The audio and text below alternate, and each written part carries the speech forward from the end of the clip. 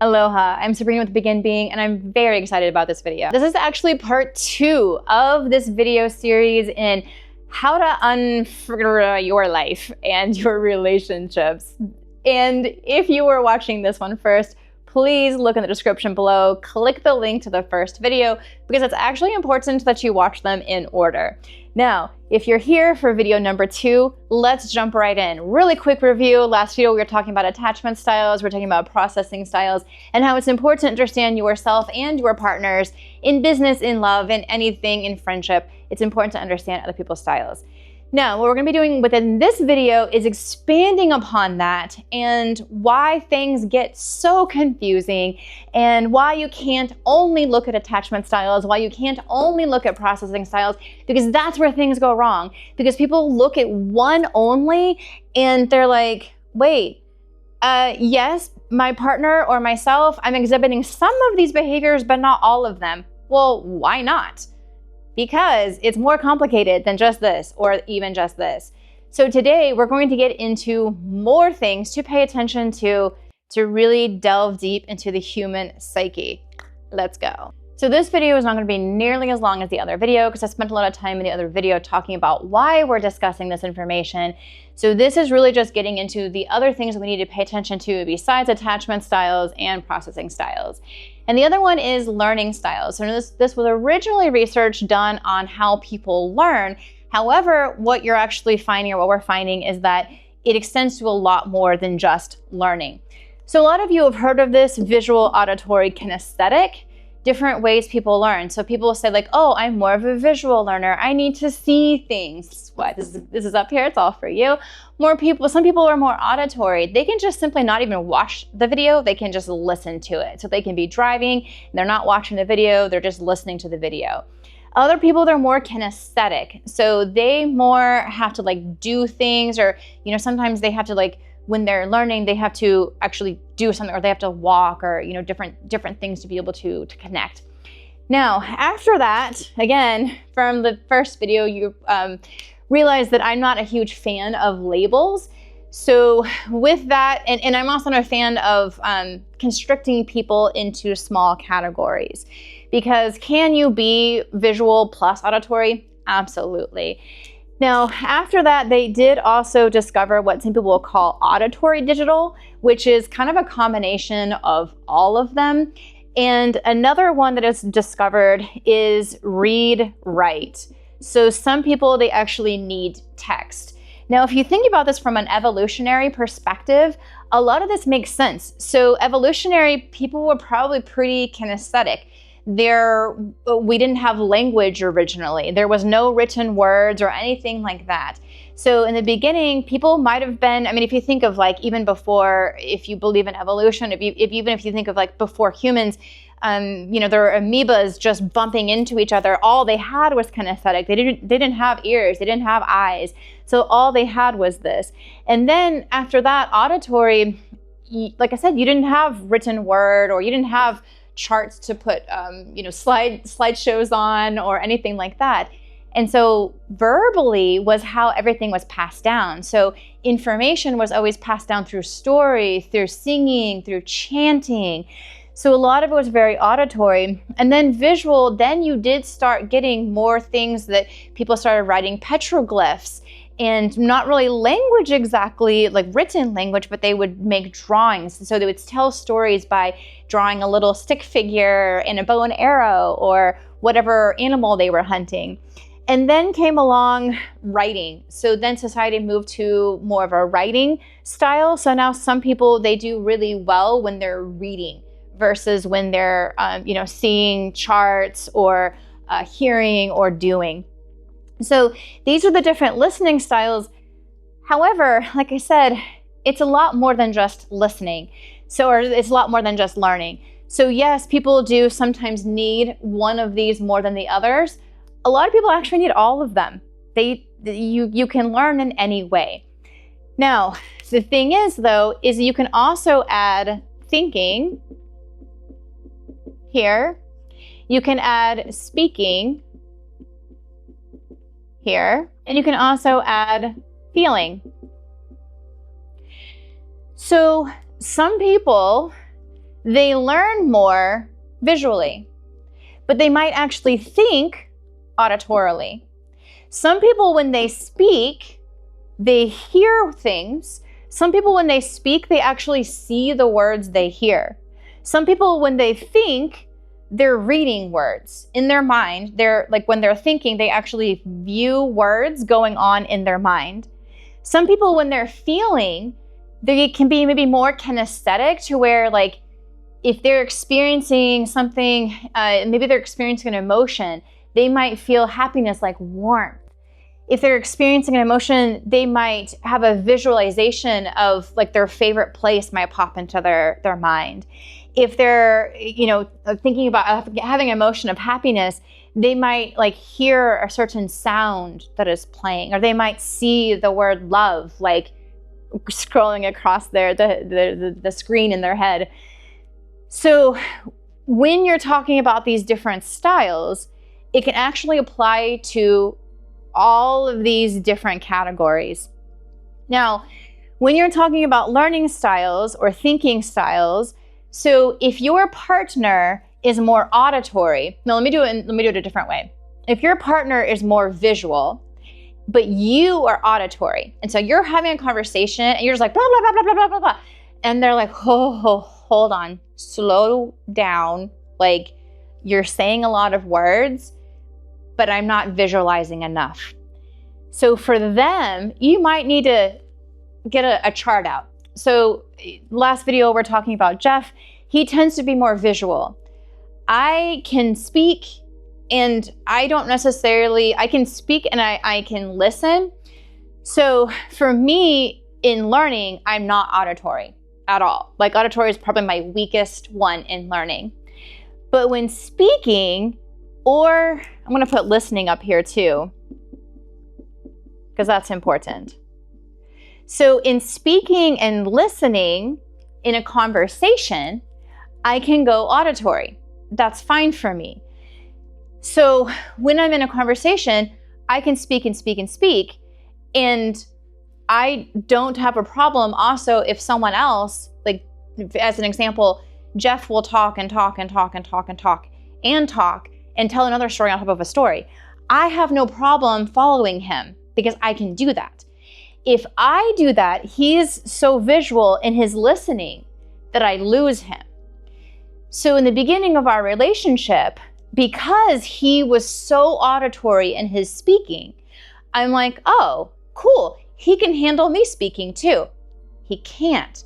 And then, as you get into a relationship, you start learning these things because you don't know at first. Most people, you can't go up to them and say, hey, can you listen auditorily, or do you need me to draw you pictures when you're listening? Jeff needs me to draw him pictures when I'm discussing something deep. So we will actually get out a piece of paper and I'll draw him like a little diagram or, whatever it might be, similar to what I'm doing right now. He needs this. I don't need this. Again, because he's so auditory in his speaking, I'm thinking, great. He might be auditory in his listening as well, because many people are. I am. And sometimes we tend to think, well, hey, I can do it, so can the other person. No, not true at all. Sometimes, yes, but sometimes not. So whenever you are communicating with your partner and you're realizing he or she is giving you feedback, or they are giving you feedback of, hey, you need to break up your talking. Break up your talking, talk, and then let's discuss, and then we can move on to the next thing. Because if you keep talking, you're going to lose me. I'm no longer going to be listening to you, and I want to make sure and give you my undivided attention. Okay? So just knowing that if you're an auditory speaker, your listener is not always an auditory listener. Okay? And same thing with read write. So Jeff told me this one time, one of his girlfriends wrote him this really, really long email discussing about, what was happening between them and their relationships, how it wasn't working. And, she came home later and he just talked to her because, again, his speaking is auditory. And so he actually printed out the email and he went over point by point by point by point auditorily of what she was saying. Now, it turns out she is a read-write speaker, or in this case, technically a writer, but she's speaking, but that's her language. Her speaking language is writing. Well, she also listens read-write as well. So when she spoke the email and he responded auditorily, he thought, and in the moment, in that conversation, he thought it went really well. He thought, I'm checking off all of these things, I'm responding to the email, I'm being attentive to her needs. And the conversation, according to him, went well. And then later, she was like, I don't really feel like you listened to anything that I wrote in the email. I don't feel heard, basically.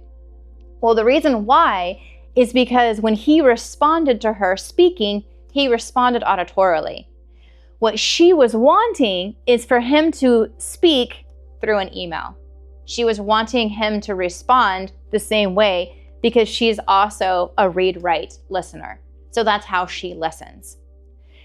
So stay with me. I know this is like, okay, Sabrina, how am I ever supposed to talk to anyone again? That's the point. That's why we're all so messed up in our conversations and our relationships, because we don't know how to relate together.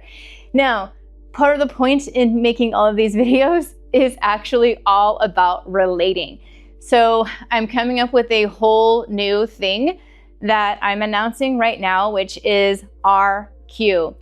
So at a certain point in our lives, and I'll get to the communication styles in a minute, we're not even done.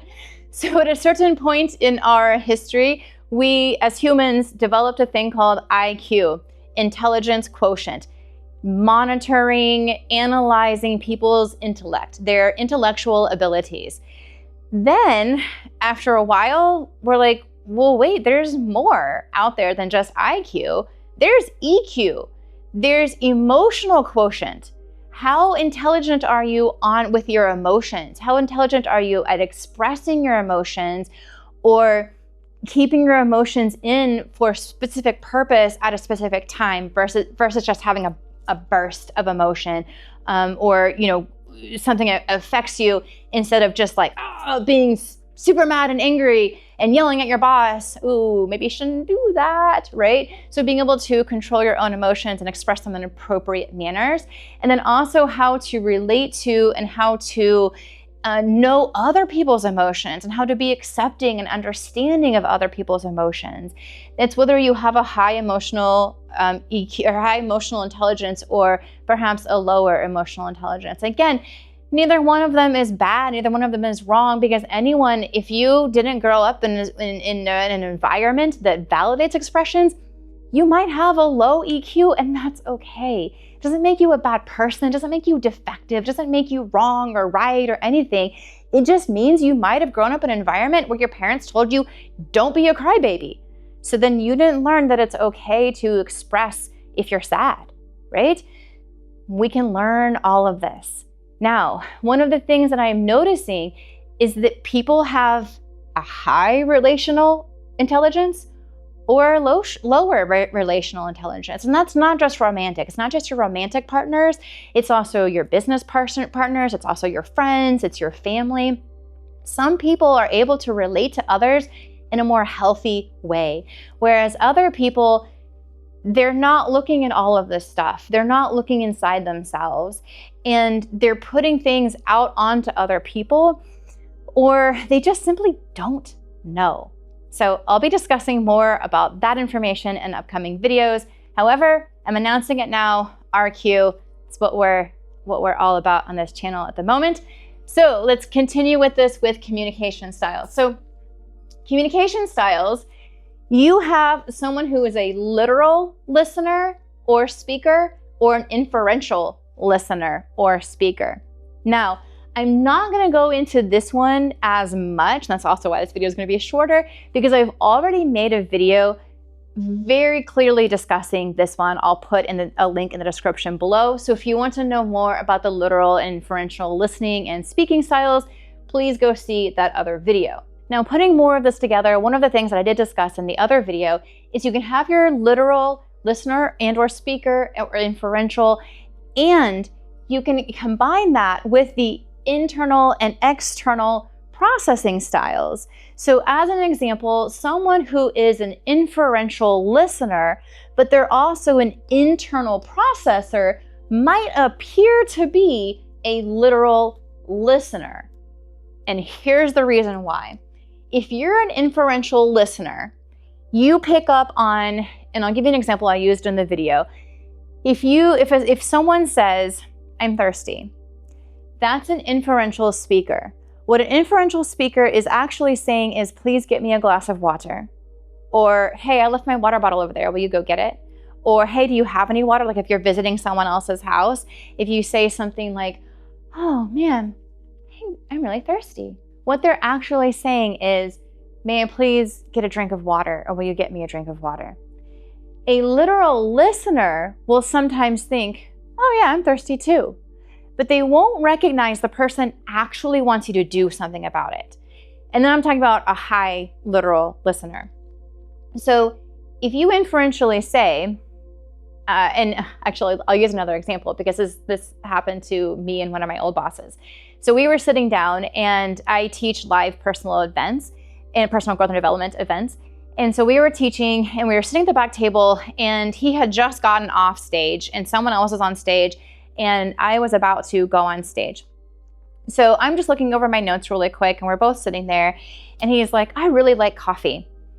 And I'm sitting there, and I'm like, in my mind, I'm going internal thinking, internal processing, right? And I'm like, "Oh, he wants me to get coffee. Okay, the coffee shop is closed. Well, I can go up to my room and make him coffee. I know he's exhausted because he's been teaching in the morning and the other person's on, but I have to teach all night. I really need to just review my notes really quick before I get up there." I'm doing all of this in my head internally, right? I inferentially heard he actually wants me to get him coffee, but internally I'm processing all of this in my thinking, okay? And I'm going, I don't have time to go get him coffee right now. So I go into an external speaking, and all I say is, "I do too." What that appeared to him is I was literally hearing him say he likes coffee and not actually, "I want you to go get me coffee." So he was like, "You're such a literal listener." And I said, "No, actually, I heard that you want me to get coffee, but I internalized my thinking. And to make it easier on myself, because I can't get you coffee, I spoke, 'I like coffee too,' because that was easier in the moment, right?" So the thing about the communication styles is it's important to know this, but it's also important to know their processing styles because the two go together. Same thing with all of this. Because again, you can have an internal visual speaker, you can have an internal visual listener, external, so on, right? So they all go together. And then with the attachment styles, if you have a secure attachment style, then you're going to be looking for all of these other signs in your partner.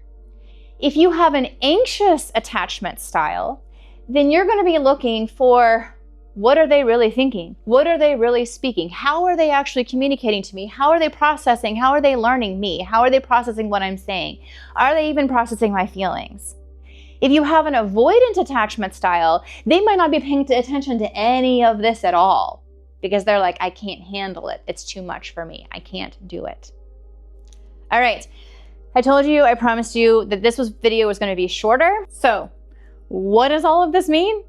Well, it's all about relating, how we relate to ourselves and how we relate to each other, which is why I'm coming up with relational quotient, or RQ. I'm going to be making an assessment for this, just as I did with my masculine feminine assessment, so that we can start delving deep into relating to one another, because I believe this is the most important thing we can do in today's society.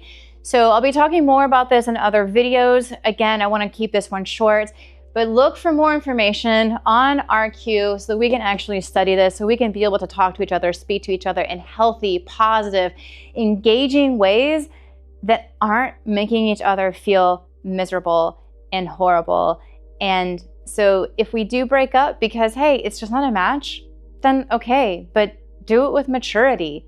Do it with compassion. There's lots of ways to handle life, and my goal is to handle life the best way I can possibly do it. Thank you so much for watching. I appreciate all of you, and please always choose love and relating well in all that you do. Mahalo.